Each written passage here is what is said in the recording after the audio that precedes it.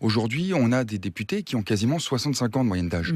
Quand on regarde l'Assemblée nationale, seulement 4% des députés ont moins de 40 ans. Mais à un moment, il faut changer. Si on ne change pas, ce qui va se passer, c'est qu'on va continuer à avoir de l'abstention et que ce sont les extrêmes qui vont capter cette demande de renouvellement. Il y a plusieurs volontés évidemment dans ce projet.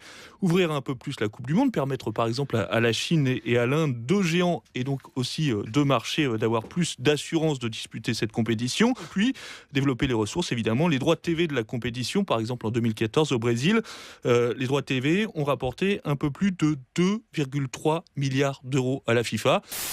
Je veux poursuivre la baisse des impôts que nous avons engagés, que j'ai engagés en 2014 pour les couches populaires, pour les classes moyennes, parce que les impôts sur les ménages ont trop augmenté entre 2010 et 2014.